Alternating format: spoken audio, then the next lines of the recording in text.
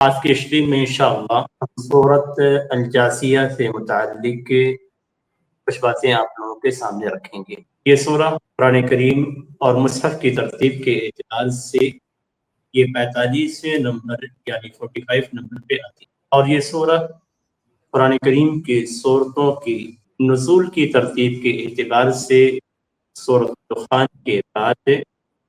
اور سورۃ الاحقاف سے پہلے آتی ہے۔ اور جیسا کہ اس سے پہلے ہی بیان کیا گیا تھا کہ حوامیم ہیں، یعنی وہ صورتیں جو حامیم سے شروع ہوتی ہیں، یہ ان صورتوں میں سے ایک سورہ ہے۔ اس سورہ کے تعلق سے بہت سارے مصاحف کے اندر، تفسیر کی کتابوں میں اور صحیح بخاری کے اندر اسے سورۃ الجاثیہ کے نام سے جانا گیا ہے، یعنی الف اور لام کے ساتھ سورہ الجاثیہ، اور اسے حامیم الجاثیہ کے نام سے بھی جانا جاتا ہے، اس لیے کہ اس سورہ کے اندر اللہ تبارک و تعالیٰ کا فرمان وَتَرَىٰ كُلَّ أُمَّةٍ جاثیہ کہ آپ ہر امت کو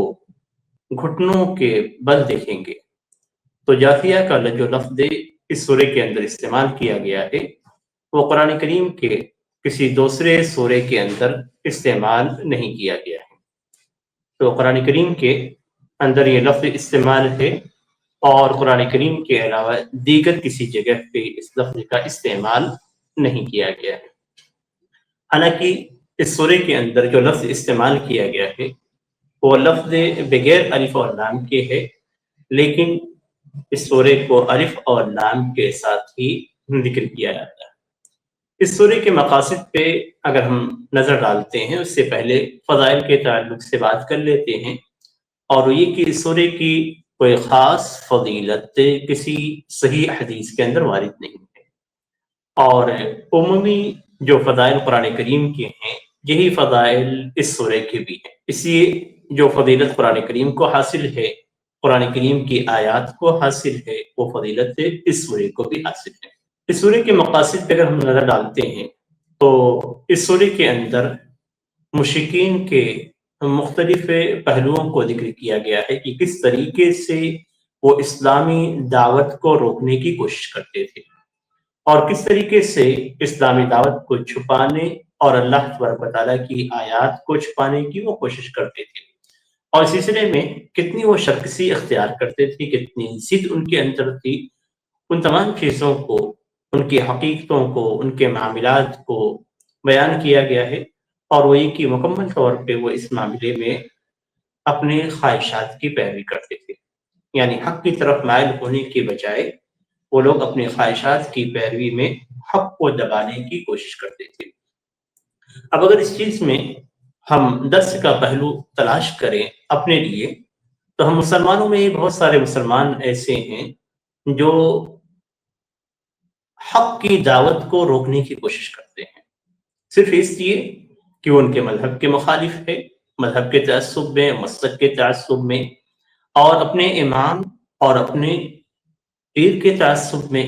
اپنے آقا کے تعصب میں، ان تمام تعصبات میں وہ حق کی دعوت کو ٹھکرانا چاہتے ہیں اور روکنے کے لیے ہر ممکنہ کوشش کرتے ہیں۔ اس میں آپ دیکھیں گے تو مختلف جماعتوں کا مختلف کردار ہمارے اس ہندوستان کے اندر نظر آتا ہے۔ ہندوستان کے اندر بسنے والے مسلمانوں میں آپس میں جو اختلاف ہے، اور جس اختلاف کی بنیاد پہ حق کی آواز کو چھپانے کی کوشش کی جاتی ہے، بلکہ ان کی مساجد اور مراکز، دینی مراکز تک کو ٹارگٹ کیا جاتا ہے، یہ وہی کام ہے جو کام میں مشرکین مکہ اللہ کے رسول صلی اللہ علیہ وسلم کی دعوت کو روکنے کے لیے کرتے تھے۔ اس لیے کہ مشرکین مکہ اللہ کے رسول صلی اللہ علیہ وسلم کی دعوت کو صرف اس لیے روکتے تھے کہ یہ حق لوگوں کے سامنے نہ آئے اور لوگ اس حق سے دور رہیں، اور آپ صلی اللہ علیہ وسلم کی آواز سے دب جائے۔ آج بھی آپ دیکھیں گے مسلمانوں کے اندر بہت سارے مسلم جماعتیں ایسی ہیں جو حق کی آواز کو دبانے کی پوری کوشش کرتی ہیں، اور اس سلسلے میں جو جماعت حقہ ہے اور جو صرف کتاب و سنت کی دعوت دیتی ہے اور کتاب و سنت کی طرف لوگوں کو بلاتی ہے، اس جماعت کے دینی مراکز کو بند کرنے کی کوشش کی جاتی ہے، اس جماعت کے مساجد کو ڈھا بھی دیا جاتا ہے، اور بس جہاں پہ مساجد تعمیر کی جاتی ہے وہاں پہ مسجد بنانے سے روکا جاتا ہے۔ یہ میں غیر قوم کی بات نہیں کر رہا ہوں، غیر مسلم اقوام کی جو اس ملک کے اندر بستے ہیں ان کی باتیں میں نہیں کر رہا ہوں، میں یہاں پہ مسلمانوں کی باتیں کر رہا ہوں، اس لیے کہ مسلمان ہی اس سورہ سے حقیقی معنوں میں عبرت حاصل کریں گے۔ مسلمانوں کو اس سورہ سے درس حاصل ہوتا ہے، اور ایسا صرف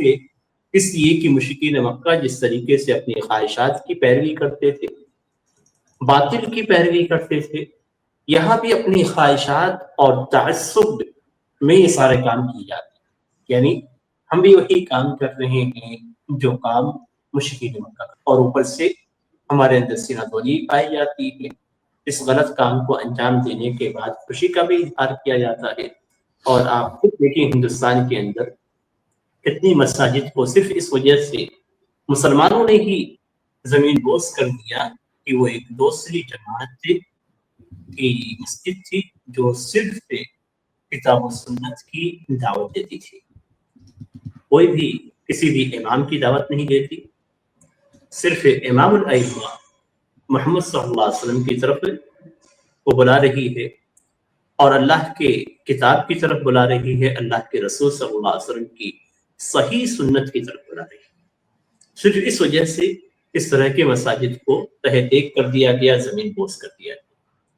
تو آپ سوچیں کہ کتنی مشابہت ہے، قرآن پڑھنے میں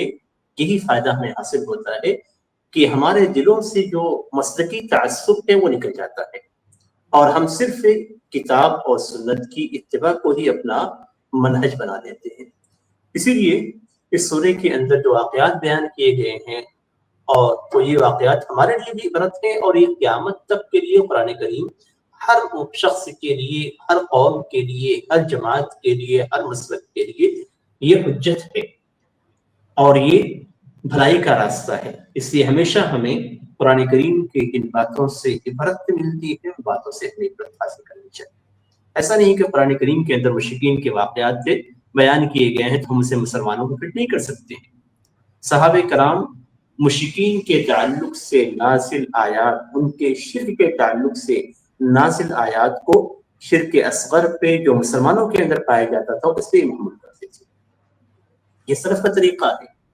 کہ قرآن کریم کے اندر جو بھی عبرت کی باتیں پائی جاتی ہیں ان ساری عبرت کی باتوں کو مسلمان بھی لیں گے، ایسے مسلمان ہم لیں گے۔ یہ نہیں کہ یہ چیزیں مثال کے طور پہ ڈنڈی مارنے کا ذکر یہ فلاں نبی کی قوم کرتی تھی، اور بدفعلی فلاں نبی کی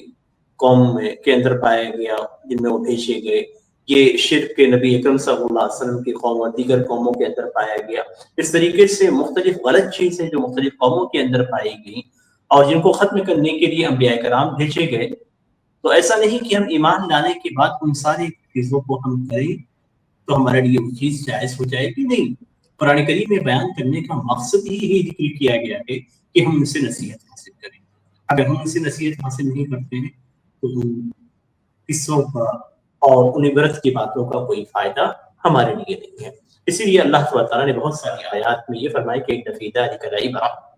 کہ اس کے اندر عبرت ہے کس کے لیے؟ جس کے پاس عقل ہے، جس کو اللہ تعالیٰ نے عقل سے نوازا ہے۔ تو آپ اگر عقل والے ہیں تو آپ کے لیے اس کے اندر عبرت ہے۔